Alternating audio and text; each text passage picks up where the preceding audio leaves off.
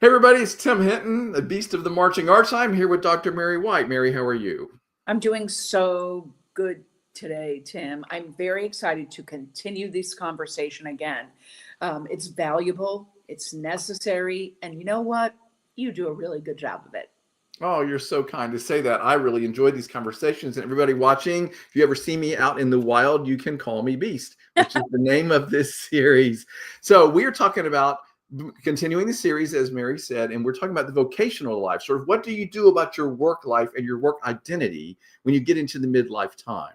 So, Mary, that's sort of our context here. We've talked about this a little bit in some of our earlier conversations, We but have. midlife can start while you're still in your career. But most of the time, we think of it as that time where you might be ending your career and starting not necessarily retirement, but like the next phase. And we've talked about all of the definitions of that.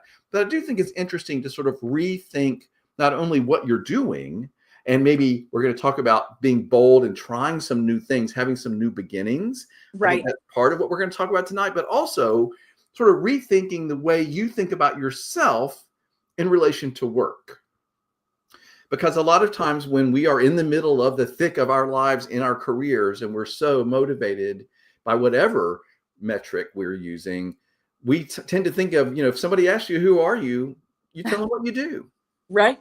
Absolutely. There's not even a question, Tim. And I have so many thoughts about this because I recently went through it. So I'm hoping the author, is going to pick up on some of those points and I can relate to them. I'm happy to share, but Well, how have you reframed the way you think about yourself now that you are no longer in that same role? Are you rethinking yourself in relationship to the world of work?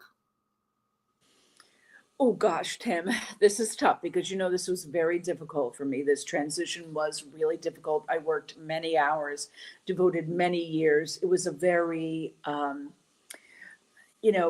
A kind of job. I was constantly going, constantly going. I had, just 1,000 emails. I answered emails on the weekends. I answered phone calls on the weekend. Like it was that kind of job. And then for it to be cut off, it was it took me a long time to get, okay, who am I? And who am I? And what do I represent? And I had to take a month in Europe. I think I already told you that, like, just was so, because I don't think I was going to be able to just cut it off like that. So I had to take a month. We went to Europe for a month. And then when I came back, I did have another job lined up for August, but they asked me to come early. So I was like, yes, of course I'll come. And this job is not as stressful. I mean, there's some stressful moments, but it's not as stressful. So there was a gap to me. And Right. the gap in terms of hours, in terms of stress, in terms of their socks. Socks always comes Yeah. in Thanks for Socks for making an appearance. and he's biting my arm. So the gap, I just said, I have to fill the gap. And I filled it with a lot of stuff, including like I could swim more. I could come home early and cook dinner or a week, or whatever. Because normally we were cooking all day, every day on Sunday for the whole entire week, breakfast, lunch, and dinner. So some of that has changed. I could read more books. I could engage more with friends and family. And so that is what has filled the gap, including, you know, being more relaxed and enjoying our life, my husband and our life. That was a long, long answer, wasn't I it? loved that answer. So you have redefined yourself, you've redefined the use of your time, and you have slowed down and you're breathing a little easier because you did have a super high stress, important job. So it's interesting because one of the things on my list to talk about tonight, you just started talking about. So we're going to jump there, which is what he calls, the author of the book we're using, How to Love Midlife by Chip Conley, time affluence, which I Okay. love. I am definitely, I have more affluence of time than I've ever had. And that's one of the gifts of getting to midlife and making this shift is you can still be busy doing things. You can still make your contribution, as we've talked about. You can still give your gifts back to the world, but you have the luxury of some time and some space in your life. Mhm. And I think that's just delicious. Like, I feel like when you can really slow down and enjoy that slower pace, I think that's really valuable. And I think we deserve that after a gung ho, go, go, go career. I know, but even if you try, Tim, like to convince yourself you deserve that. Not that I don't think I deserve that. It's just that you've never had it, so you're not really sure what to do with it. You You're know? having to get used to the idea. Yeah. I mean, and yeah, I also volunteer. I don't volunteer like I would like to volunteer just because I do have a job, but I'm on the board of Big Brothers Big Sisters of Palm Beach and Martin County. So I mean, I do that. I'm on their board of governors. So that is my volunteer work and do stuff for them. So I think, you know, there's more filling the gap, in a good way. But the nice thing is you can, I think part of time affluence is you have more control or choices over how you use your time, because your time isn't being so engulfed by your work and your career. And now you're like, I have time for other interests, other things I want to contribute, other ways to do things. And part of this you already just mentioned during that answer, which I loved, is becoming a beginner at things. It's Mhm. trying new things and being bold enough to become a beginner or something. Because Mary, if you're a beginner at something, you're not going to be good at it, and that can be hard for those of us who are like accomplished and experts in our field. I feel like it's really good for us And to everybody be a beginner. you. Everybody came to you for the answers. Now you're like, I don't have any answers. I don't have anything, you know. And I don't want to say this. This is going to sound so terrible, but I was a boss, Sure. and now I'm not. So in some ways, that's very releasing. Right. And the other thing is we have to be kind to ourselves and allow ourselves this transition time. Okay. You're not just going to immediately move from this high powered, whatever. It's going to take some getting used to. You're Yeah. going to have to learn this new way of thinking. But one of the things I think that we can do that's really helpful is to be a beginner at things, try things. And I feel like one of the gifts of the midlife time is that you stop worrying so much about what everybody thinks and what do I look like if I don't know what I'm doing. And you're just kind of like, this is fun. I'm going to do it. Let me go out there and like me with my baking. Like, I started baking during the pandemic, and it's sort of one of my midlife things. And I mean, I was really horrible at this at the I beginning. attest to that. I'm Never, kidding. no, but I was really bad. But my point was, I didn't beat myself up for being bad at it. I was like, well, of course I'm not going to be good at this. I've never done it. I've never done baking. I don't know what I'm doing. So all the stumbles and mistakes, I could sort of brush them off. And you know what, Right. Mary? That felt really good. I think it's wonderful too, like that whole you took on something that you were not good at. I mean, but you really learned. And remember, you had like all these incredible setups, and you had to get all this new equipment, and there was so much great, joy in it, and so much great experimentation that I think it's so great. Yeah, isn't it interesting that at this point in my life, after just 5 years of trying to be a baker, like some of my most prized possessions are like a dish that I'm going to bake Right. something in, really, or my mixer, of course, is one of my prized possessions, which a friend gave me to encourage my baking. All of that, it's a surprise, but it's fun. And it's an example, I think, of, okay, here I'm at midlife. I'm giving myself permission to be bad at something, to be a beginner at something, to try something fun. And I'm able to have the time to do some of it. And that just, I like it. I know it's so great, and there is definitely time for that. I did. I went into a couple of color guard rehearsals to a local color guard, and I was like, I really enjoyed this. Just going in and then leaving before they even finished their run through. That's I right. But you went in as like a guest star, right? You didn't have the responsibility of running the rehearsal. You came in just to help. right, like I said, oh, they can't do this toss. I can fix that in about 15 minutes, and that was exciting and fun, and they responded so well, and it was great, and I loved doing it. Could do a little bit more of that. I mean, I was just volunteering for a local color guard, but I think it's wonderful that you did that. But that's an interest of yours that you can always go back and draw on and give back. And that's part of the example again, is you can do as much or as little of whatever you want to, of whatever you're interested in. And it's Exactly. great that you stay involved in that in certain ways. You do some judging in the fall, that kind of thing. I think it's great. Yeah, no, I loved it. Yeah, something I would like to do, I'm just sharing that I'd like to teach a class, like a college class. I mean, I did that when I was with the school district, and the program was about being part of the school district. So I couldn't keep that class, but I'd really like to teach. I taught master's level students and I loved it. I found it to be very rewarding and enriching. And Well, then so, do it. Put it out there in the world. I mean, you have every qualification and expertise to do that. So make that happen. I think that's yeah, awesome. yeah. And I have time to do it. Like, I have time. Exactly. You have the time. And this is one of our points, everybody, is you become time affluent. You have time to become a beginner. You have time to make choices. And as Gary, who's watching, hey, Gary, thanks for watching, commented, you move from being controlled by the schedule to controlling the schedule. That's a freedom that is almost uncomfortable at first. You've already tested that it was not, you're like, what do I do with myself? And what do I do with all this time? And then you kind of figured it out. I really like what Gary said about the schedule, because I knew my calendar 2 and 3 months out. Like I could say, well, February 4th, I know that I have to go to back meetings. Like I knew it like inside my head. I lived and died by my calendar.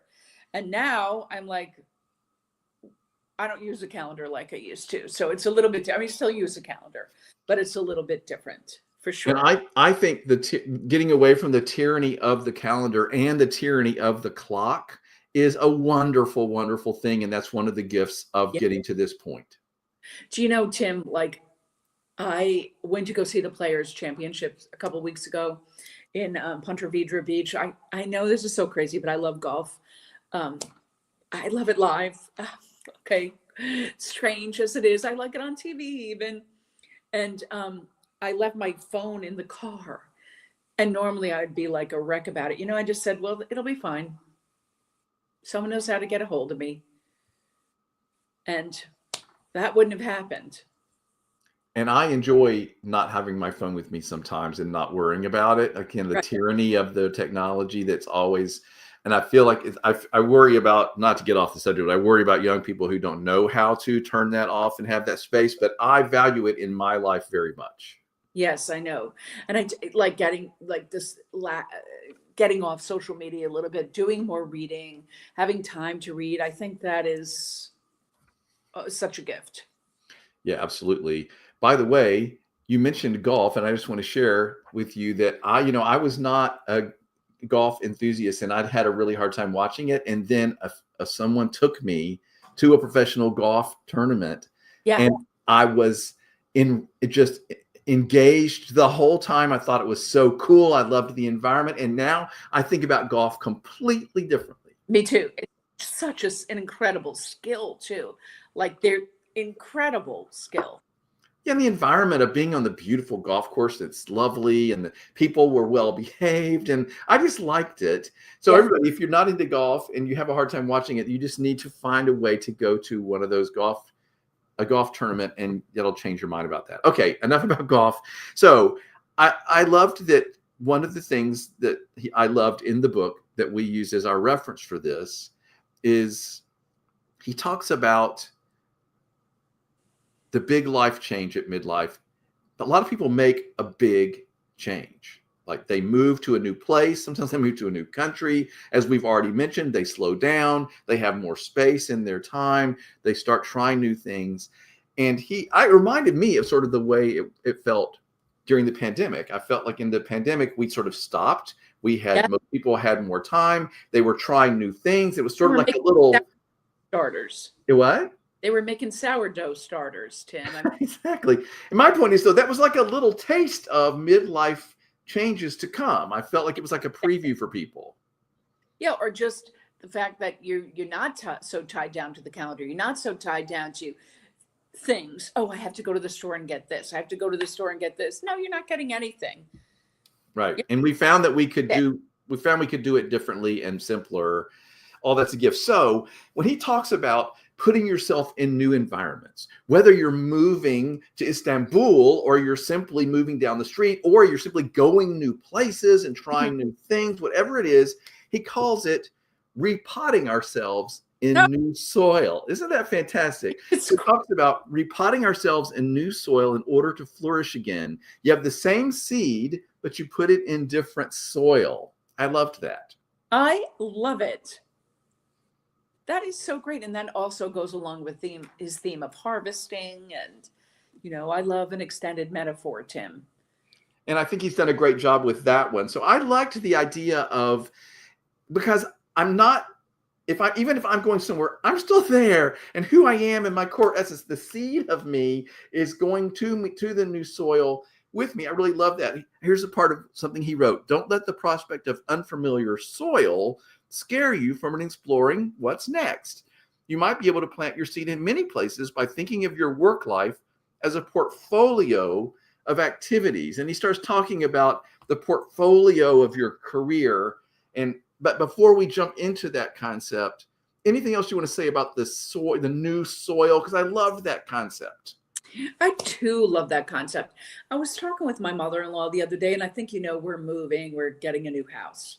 And I said, you know what? I could live with Noel in a van, a camper, on a plane, across the sea, in a boat. It doesn't really matter. Like, it's just, it's, I'm still me. You know what I mean? He's still him, and we could be anywhere and be fine. But that made me think of that conversation. I like that very much. And also, who you are together is what's so great and so special and comfortable. And you're right. Wherever you are there together. And that's, Right. you're going to be fine. And we're going to repot our soil, and we are going to grow strong for sure. And sometimes, by the way, you have to repot a plant because it has grown too big for its pot. And sometimes I feel like that's another metaphor here that I like, is sometimes people need a bigger pot. I feel like right now in our world, people's pots are very small. It's just where they grew up and the people they know, and they're scared of all the other plants out in the world. And I'm like, come on, everybody, get a bigger pot. Go throw yourself into a field, like be brave and make your pot bigger. Have I overbeat that metaphor now? No, but you can beat it all you want, because it is, I love that extended metaphor. It's terrific. No, and really thinking about that is helping me understand too, that it's okay to go different places. It's just, you're still yourself, Right. And a lot of times that happens at this midlife point, is people decide to uproot themselves, shall we say, and plant themselves somewhere else. And I feel like this is a great thing.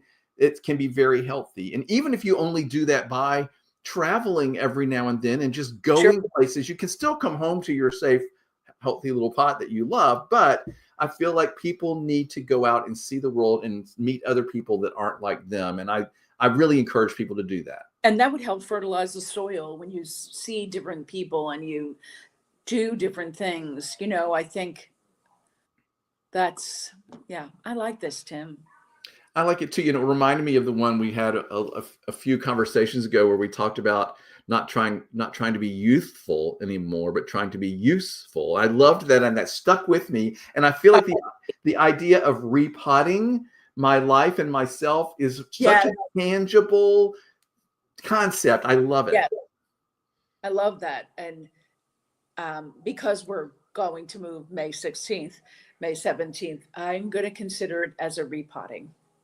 And quite honestly, in case everybody doesn't know, my husband and I are selling our house as well, coincidentally, and we are moving to new pots. And I'm excited about it. It'll be a change, and I think it's scary and uncomfortable, but I'm going to grow from it. Right. I think it's very common for this kind of thing to happen. I mean, you want to be able to enjoy your soil for longer, so sometimes you need to do some repotting for sure. So I think it's very common. Yeah. And of course, we all know about the classic retiree who leaves the cold north and comes down to Florida. And listen, there's a lot of symbolism and freedom that comes with leaving behind things that were confining and starting afresh.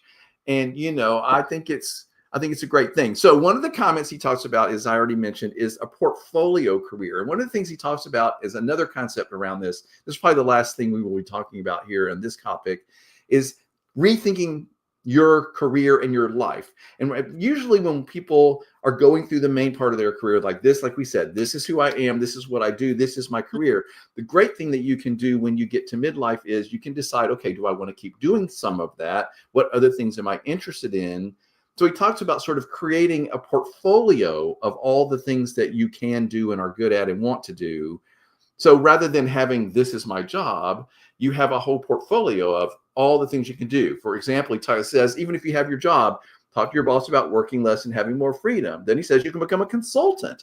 Mary, I know you've done this. You've used your expertise and people have asked you to consult and work on projects with them. Correct. He also talks about following your passion. We've already talked about that. What am I interested in? What do I want to go do more of? Am I getting into photography? Am I getting into bird watching? Am I getting into baking? Whatever it is, go out and take that time affluence and use it and go do it. And then he even talks about monetizing other things that you hadn't thought of, like your space, turning it into an Airbnb, perhaps, if you're going to be leaving or whatever. So thinking about your whole environment and the way you use your time and how you define yourself. I like this idea of a portfolio of a bunch of different things that all make up your new life. Right. And you take all, you're reaping again, to give more soil analogies, and more gardening analogies. You're reaping all of the benefit of all those years that you put into, a new shape. And I think it's very interesting. Tim, I'm just going to put this out there. I would like to be a professional organizer. Awesome. You would be great at that. And I've been thinking a lot about it lately, but it's not my career, it's not my job, but I was thinking that everything that I have done, what made me think of it is everything that I have done in all my jobs, first as a teacher and everything I have done has kind of been in that kind of very organized manner. And, it's a skill adjacent to what I've done. You know what I'm saying? And I think that is a fantastic example for this conversation, because that's what we're talking about. Sit down and figure out, what am I good at? What do I like to do? What are the skills I have? And then what unexpected new ways can I use those skills and that expertise? And that's a great example, because you have always had to be planned and organized and help other people be planned and organized. Why not use that in a new way? I think that's right. A great example. Oh, thanks, Tim. I mean, I've just been thinking about all of the things that I'm good at and how I can, how it could be pushed forward. I'm kind of moving into a community where people may need that kind of stuff. Everybody needs that. You came and helped me when I was moving 2.5 years ago. You came and helped me start to organize my life and purge and clean out. And it was unbelievable. By the way, when he talks about, he talks about figuring out these things that you like. What are my skills, right? He says, sit down and talk with your partner or friend or your husband or whoever and say, what mastery or gift do I have to offer? And he says, just to sit down and don't make it a big deal, but what's the first things that come to you? And just like you said, what am I good at after all of this work that I've done and all of my experiences? We've talked about this before. You're going to harvest all the things that you've learned and all the experiences you've had and all the wisdom you've created. And gosh, I'm really good at being organized and I can help other people get perfect example. And I can run a calendar like nobody's business. I can schedule like nobody's business. I'm not bragging. Please don't think that I am. It's a skill. It was so much part of my skill and my life for so long, and run a meeting, schedule 17,000 meetings, Right. But to your point, there are a lot of people that are not. Believe me, a lot of people are not good with their calendar. They're not good with scheduling. They're not good with their time. They're not good about staying on. And you could be very helpful. Or, as you said, maybe organize someone's home, organize someone's closet, organize someone's workspace, their calendar. I think that's a great, great example of you sat down and you thought about what are the things I like to do and what do I come away with after this whole career? Right. And you're having the time, now that you have this time affluence to sort of stop and think. I think this is what's going to happen. I would encourage everybody to do this.